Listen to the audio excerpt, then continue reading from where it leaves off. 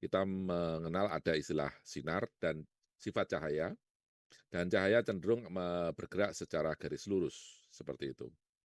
Namun, karena sifat daripada cahaya dapat berupa partikel, maka dia bisa memantul, begitu ya, bisa memantul. Nah, satu sisi juga karena dia bersifat sebagai gelombang, ketika cahaya mengenai batas di antara dua medium, misalnya udara dan air, maka sebagian itu akan dipantulkan dan sebagian akan diserap atau mengalami absorpsi seperti itu. Ya. Nah, pada waktu dia diserap, tentunya dia akan membentuk suatu sudut ya, sehingga seakan-akan sinarnya itu adalah tidak seakan-akan tidak bergerak dalam garis lurus ya. Baiklah. Kemudian kita melihat lagi di sini beberapa istilah ya. Yang pertama adalah pemantulan ya. Di mana garis cahaya atau sinar itu berasal dari medium udara. Ketika dia mengenai permukaan air, maka dia akan kembali ke udara. Maka itu disebut dengan pantulan atau refleksi. Sementara sinar yang kemudian membengkok masuk ke dalam medium air, ya menuju garis normal. Mana garis normal? Itu garis yang putus-putus ini. Maka dia mengalami refraksi seperti itu. Kemudian beberapa sinar diantaranya itu sempat terserap ya, terserap oleh medium air. Nah, dia mengalami absorpsi atau diserap secara atom oleh air dan dia tidak muncul, tidak nampak seperti itu. Jadi ada 3 macam, yaitu pantulan, kemudian sinar itu mengalami refraksi, kemudian sebagian lagi itu mengalami penyerapan atau absorpsi. Jadi 3 fenomena ketika sinar itu merambat ya dari medium yang berbeda, dalam hal ini dari udara menuju ke air.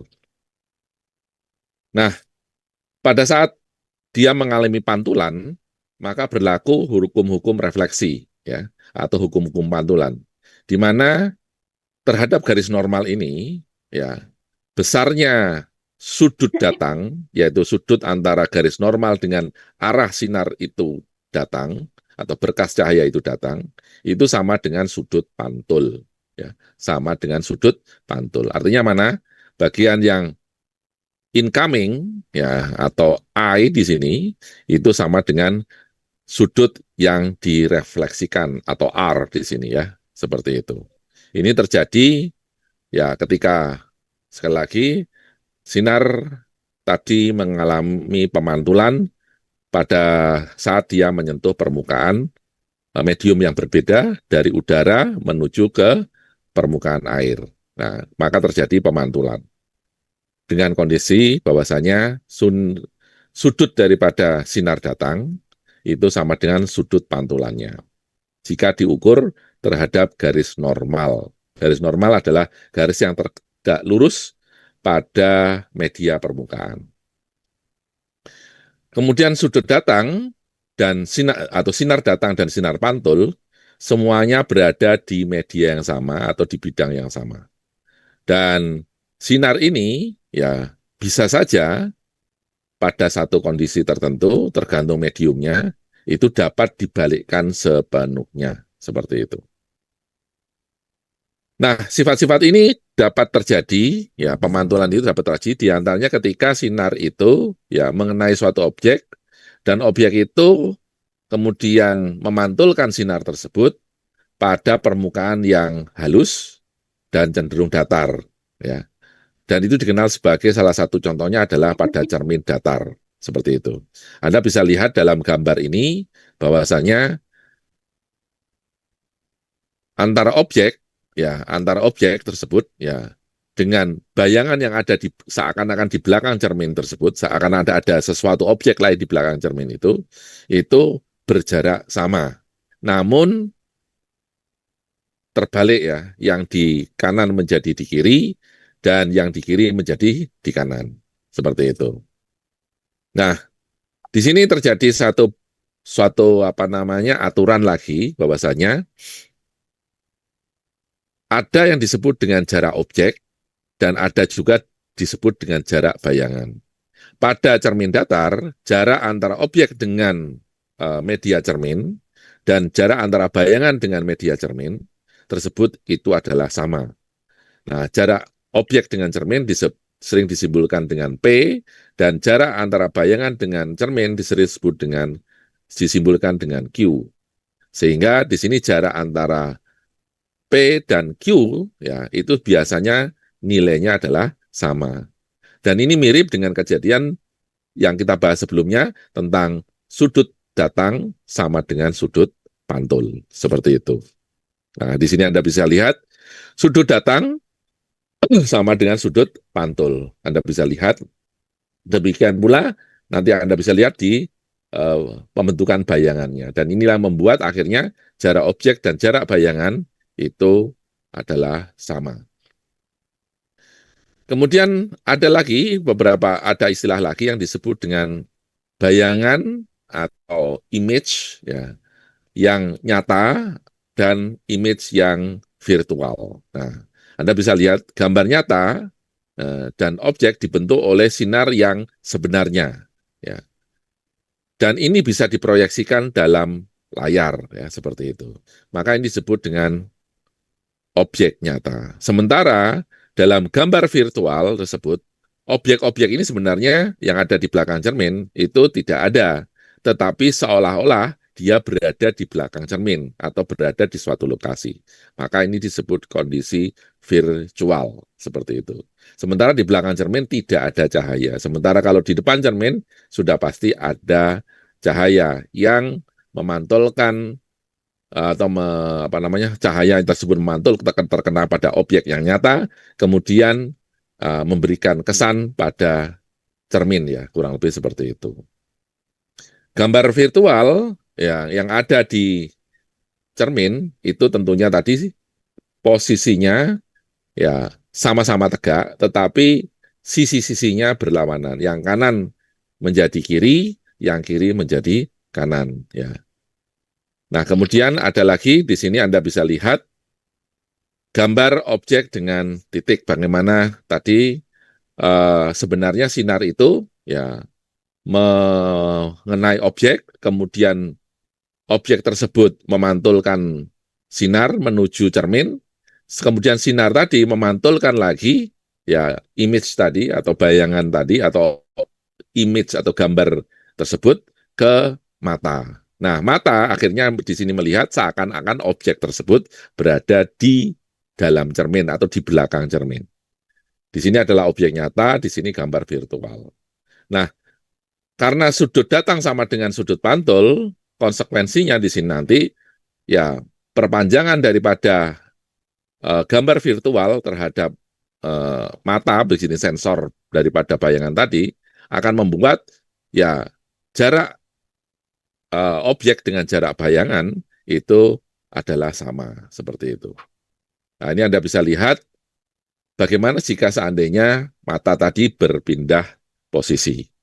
Maka tetap P sama dengan Q dan mata melihat bahwasanya objek berada di belakang cermin seperti itu sebagai gambar virtual.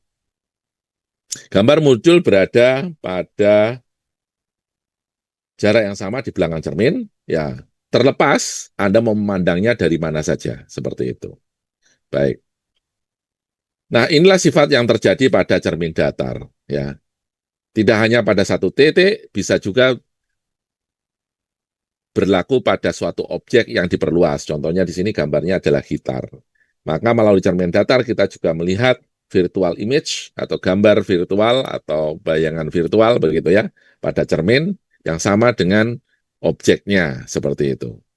Ya, di mana jarak objek terhadap cermin dan jarak bayangan sama dengan cermin adalah sama seperti itu.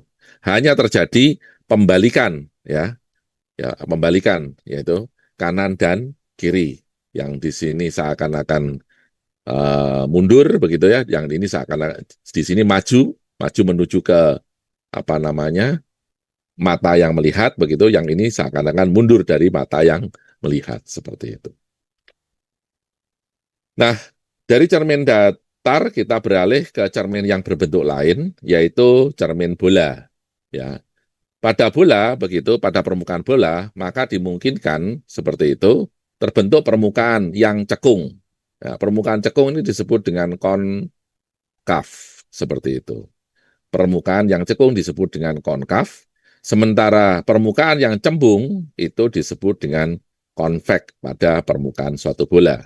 Nah, cermin bulat cekung ini atau disebut dengan concave spherical mirror yang di sini ditunjukkan dengan ada beberapa bagian-bagiannya ya, yaitu pertama adalah sumbu, kemudian di sini dalam sumbu ini ada pusat kelengkungan atau kurvatur di sini.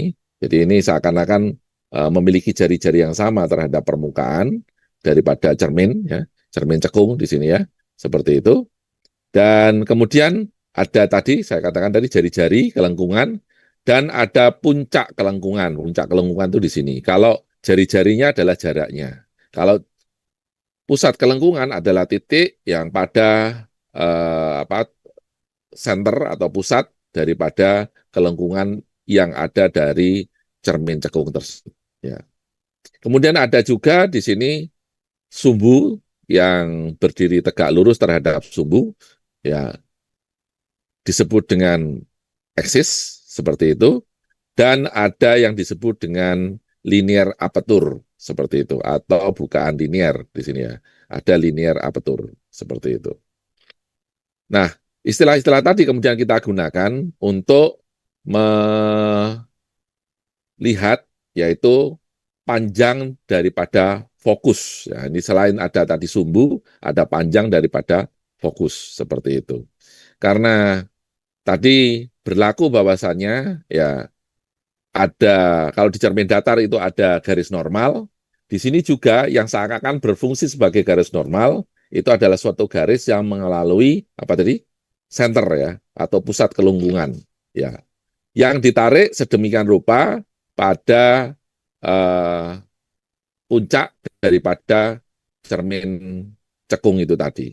Sehingga sinar datang itu akan mengakibatkan suatu bentuk pantulan ya yang melintasi sumbu dan ketika kita tarik garis dari pusat sumbu maka berlaku sudut datang sama dengan sudut pantul ya seperti itu.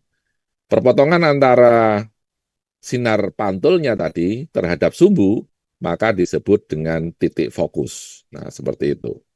Kemudian dari titik fokus tadi menuju ke permukaan cermin cekung atau disebut dengan vertex di sini, yang puncaknya di sini, maka disebut dengan jarak fokus. Ini adalah istilah-istilah yang digunakan dalam suatu cermin, ya, seperti itu. Nah, di sini akhirnya berlaku bahwasanya panjang fokus itu sama dengan ya jari-jari daripada cermin cekung tadi dibagi dengan 2. Nah, ini berlaku aturan seperti itu secara empirik. Panjang fokus sama dengan setengah daripada jari-jari. Jadi ini jari-jarinya seperti ini.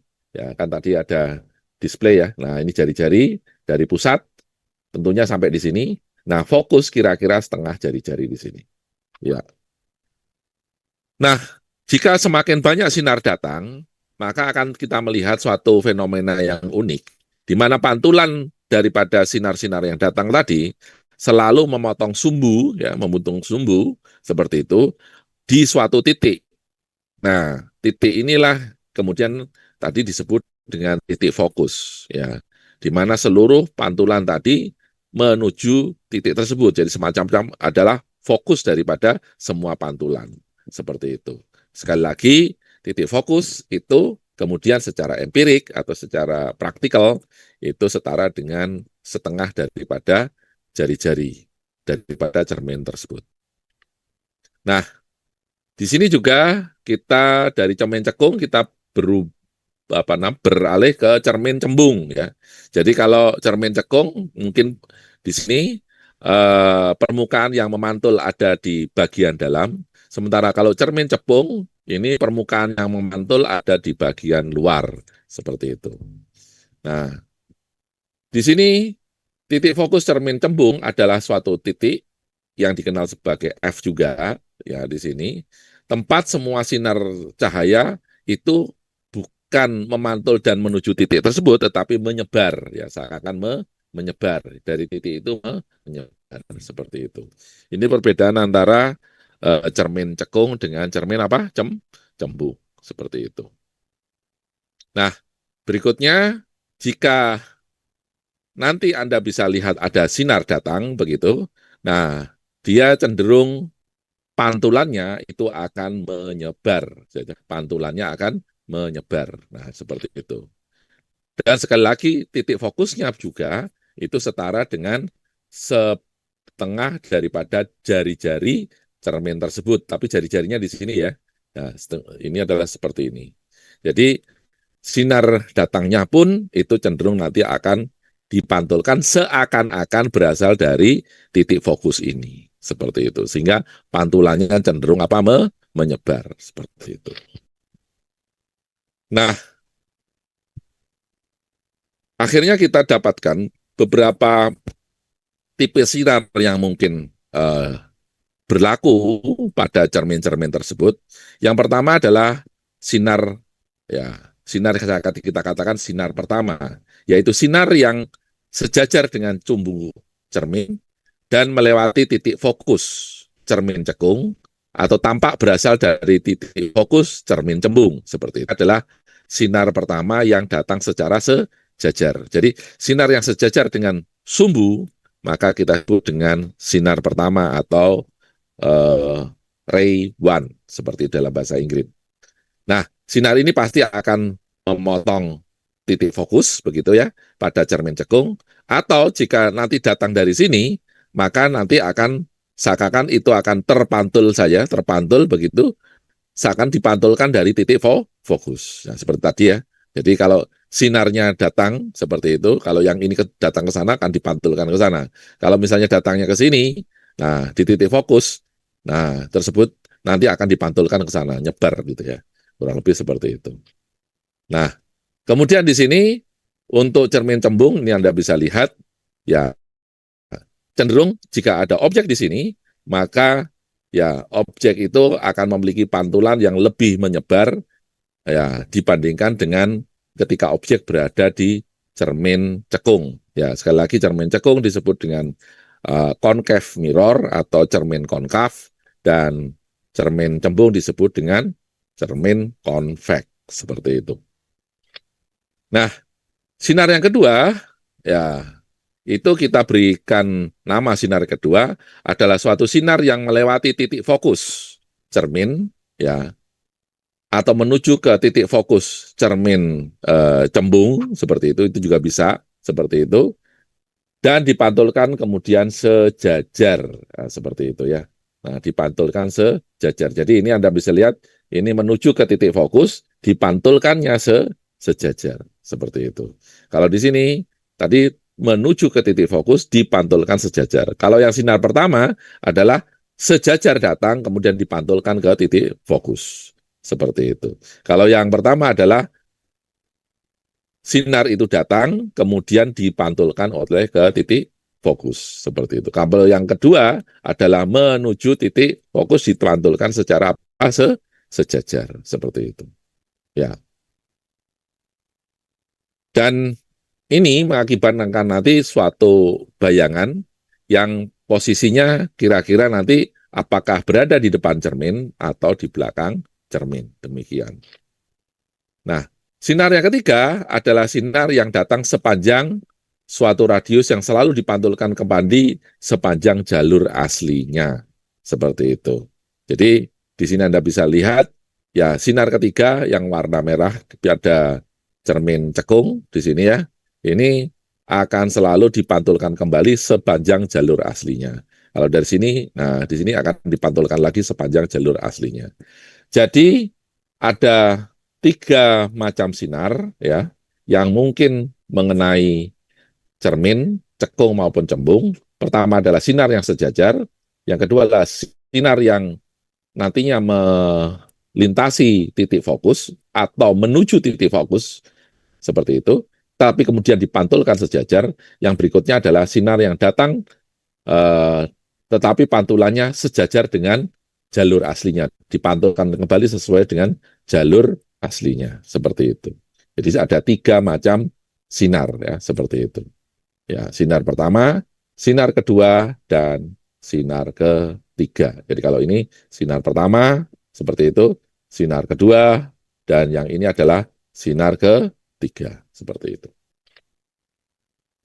Nah, di sini dari tiga sinar tadi, maka kita bisa menginvestigasi bagaimana sebenarnya gambar pada bagaimana gambar atau bayangan suatu benda di depan cermin cekung maupun cermin cembung. Kita mulai dari cermin cekung, suatu benda diletakkan di cermin cekung. Nah, bagaimana kira-kira letak daripada bayangannya seperti itu. Maka kita bisa menemukan kemungkinan posisinya dengan menggunakan tiga sinar tadi, seperti itu.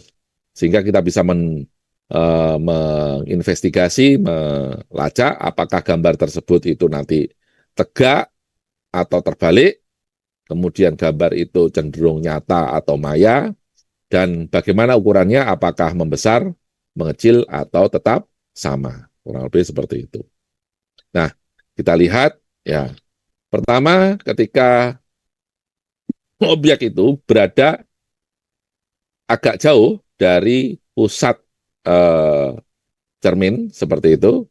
Nah, kita bisa gambarkan sinar pertama yang sejajar itu datang, kemudian dipantulkan melalui titik fokus, melewati titik fokus, begitu ya, pada cermin cekung.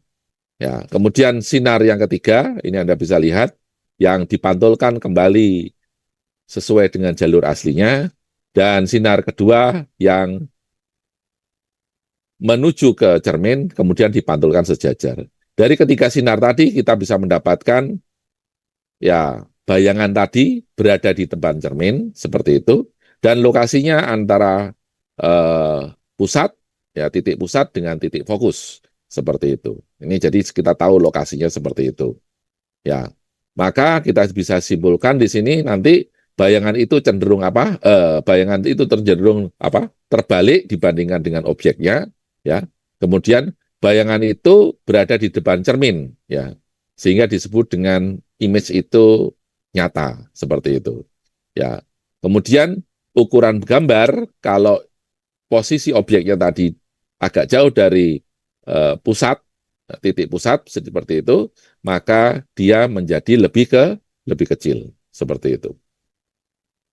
Selanjutnya, bagaimana jika benda tadi berada di titik pusat atau di pusat C di sini? Maka dengan tiga sifat sinar tadi, maka kita juga mendapatkan bahwasanya bayangannya akan berada juga di titik C, namun sifatnya adalah terbalik. Yang kedua adalah bayangan tersebut masih termasuk nyata, seperti itu, karena terbentuk oleh sinar cahaya yang sebenarnya di depan cermin. Dan yang ketiga adalah besar bayangannya sama, seperti itu. Berikutnya kita investigasi apa yang terjadi jika objeknya berada antara center dengan fokus. Maka dengan tiga sinar tadi kita juga bisa mendapatkan bagaimana sifat bayangannya. Bayangannya tetap cenderung terbalik, dia agak jauh di luar daripada, agak menjauh daripada pusat, kemudian sifatnya juga terbalik, dan berikutnya adalah dia cenderung bayangannya tersebut diperbesar, lebih besar daripada objek aslinya. Demikian.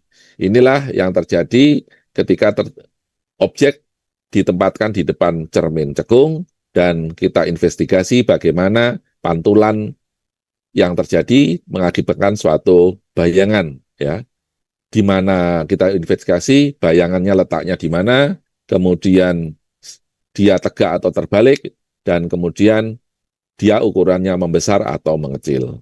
Bergantung sekali lagi dari investasi tadi, apakah dia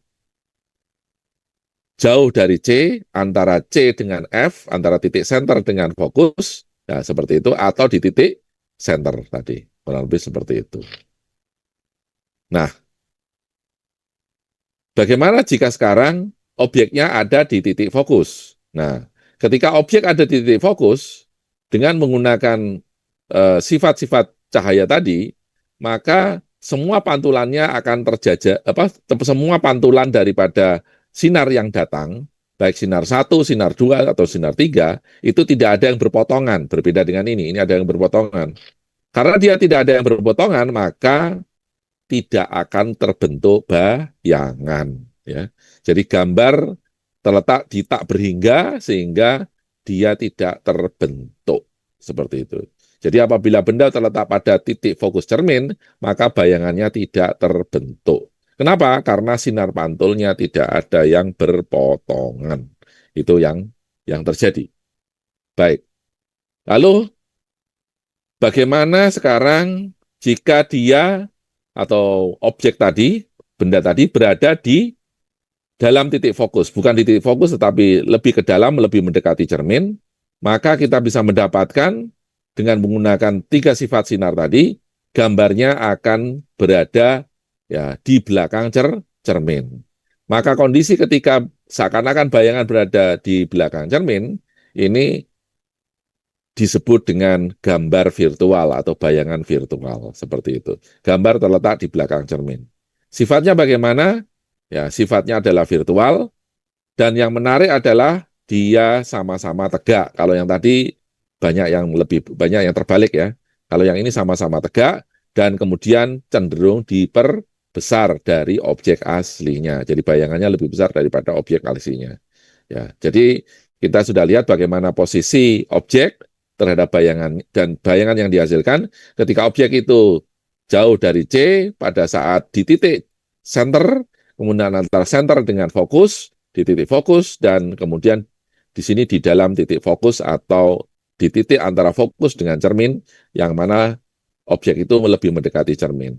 Ya, dalam kasus ini ketika objek lebih mendekati cermin dan berada di dalam titik fokus, maka bayangannya cenderung tegak, kemudian virtual dan membesar.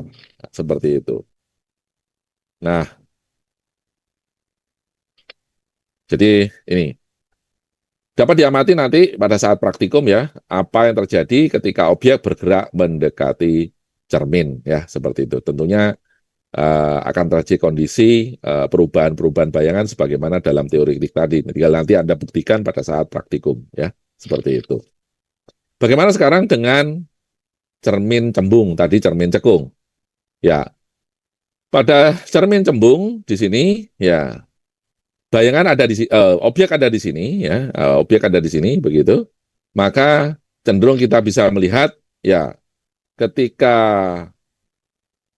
objek diletakkan di depan cermin cembung seperti itu, maka cenderung ya gambar ya ini gambar itu eh, ada kecenderungan walaupun dia lebih kecil dari objeknya, lebih kecil daripada objeknya, tetapi dia lebih cenderung ketika benda itu semakin mendekat, objek gambar bayangannya ini akan semakin membesar dan dia tegak ya seperti itu. Semua gambar cenderung tegak, maya memang diperkecil, tapi kalau dia semakin dekat, ini objeknya semakin dekat ke cermin, maka dia akan semakin besar bayangannya tersebut. Tapi semuanya memiliki kesamaan apa? Semuanya adalah tegak, maya, dan cenderung lebih kecil daripada objek sebenarnya. Seperti itu. Nah, jadi di sini kita sudah melihat ada 2 jenis cermin ya yang menarik selain cermin datar, yaitu cermin cekung dan cermin cembung, di mana dalam cermin cekung, sinar yang datang secara sejajar terhadap cermin, ini akan bertemu di satu titik. Nah, bertemu di satu titik. Dia akan mengalami fenomena disebut dengan konvergen, bertemu di satu titik, bertemu di titik yang sama. Maka cermin cekung itu disebut dengan cermin konvergen. Ya, seperti itu. Sementara pada cermin cembung, sinar yang seluruhnya datang secara sejajar itu cenderung akan dihamburkan atau menyebar seperti itu. Sehingga cermin cembung kemudian dikenal sebagai apa? Cermin divergen seperti itu. Baiklah, kita sudah sampai di ringkasan. Kita sudah mempelajari beberapa istilah tadi ya dalam pantulan-pantulan. Ya, di mana sinar itu kemudian cenderung mengalami beberapa fenomena, tidak sekedar merambat secara tegak, secara apa namanya lurus, garis lurus, tetapi ketika sinar itu merambat dari satu medium ke medium yang berbeda, maka dia akan bisa mengalami apa? Pantulan, atau refleksi, kemudian dia bisa mengalami pembiasan atau refleksi, tapi dan juga terakhir dia bisa mengalami penyerapan atau absorpsi. Kemudian dalam hal pantulan seperti itu, pada medium yang sama, ya maka akan terjadi sinar tadi ketika mengenai permukaan medium yang berbeda, maka akan terjadi pantulan dan sudut sinar datang terhadap garis normalnya itu akan sampai sama dengan sudut sinar panturnya. Incoming angle itu akan sama dengan reflection angle pada kasus pemantulan ya yang terjadi pada sinar. Kemudian di sini pada medium yang lebih padat seperti cermin, maka sinar tersebut dapat sepenuhnya dibalikkan atau dipantulkan seperti itu. Dan itu terjadi pada cermin. Nah, pada cermin datar kita akan mengenal tadi apa yang dimaksud dengan jarak benda, ada jarak bayangan seperti itu, kemudian ada gambar nyata, gambar virtual, dan yang terakhir kita mengenal adanya cermin konvergen dan divergen seperti itu. Yaitu cermin apa? Cekung dan cermin cembung. Ya. Bayangan-bayangan yang terjadi pada cermin cekung dan cermin cekung dapat dari suatu objek dapat kita investigasi melalui 3 macam sinar, yaitu sinar yang datang sejajar dengan sumbu di cermin. Kedua adalah sinar yang melewati titik fokus begitu, atau yang seakan-akan terpantul atau dipancarkan dari titik fokus sehingga kemudian menjadi sejajar, dipantulkan sejajar. Kemudian sinar yang ketiga adalah sinar yang merambat sepanjang jari-jari dan selalu dipantulkan pada lintasan atau jalur yang sama. Jadi ada 3 sinar yang kita bisa gunakan untuk memprediksi ya dan menganalisis bagaimana bayangan yang terbentuk dari suatu objek ketika berada di cermin konvergen maupun cermin divergen seperti itu. Ya, pada cermin datar, ya jarak objek sama dengan jarak bayangan dan semua bayangan cenderung tegak. Untuk cermin konvergen dan cermin divergen, nah panjang fokus sama dengan setengah jari-jari tadi sudah dilihat ya. Semua bayangan terbentuk dari cermin cembung itu cenderung adalah tegak, maya dan ukurannya diperkecil. Tapi kalau cermin cekung bergantung nanti ya besar kecilnya bergantung pada posisi daripada objek ya. Apakah jauh dari titik center, titik C, di titik C, antara titik C dan titik fokus, kemudian di titik fokus atau di dalam titik fokus. Ya, pada cermin konvergen, ya kecuali untuk objek yang terletak dalam fokus, semua bayangan yang dibentuk cenderung adalah terbalik dan nyata berada di depan cermin, ya kecuali yang di dalam fokus seperti itu. Baik, itulah yang bisa saya sampaikan pada kesempatan ini. Ya, jika ada pertanyaan bisa chatting di chat Zoom. Namun jika pertanyaan kelak nanti kita bahas lagi pada pertemuan yang berikutnya. Dan untuk materi pertemuan berikutnya saya sudah bagikan pada MS Team juga. Materinya masih tetap tentang refleksi atau pantulan ya seperti itu pada cermin. Hanya pada materi berikutnya kita akan memasukkan beberapa ukuran begitu ya sehingga kita bisa menghitung mungkin lebih detail gitu ya tentang bagaimana sifat-sifat bayangan tersebut. Baik, saya cukupkan sampai di sini untuk materinya. Insya Allah kita ketemu lagi minggu depan, masih dalam topik yaitu pantulan ya yang terjadi pada objek optik, dalam hal ini adalah cermin. Saya cukupkan sampai di sini. Semoga dapat dipahami. Billahi taufiq wal hidayah. Assalamualaikum warahmatullahi wabarakatuh. Selamat sore. Waalaikumsalam warahmatullahi wabarakatuh. Waalaikumsalam warahmatullahi wabarakatuh. Terima kasih, Ya, Pak.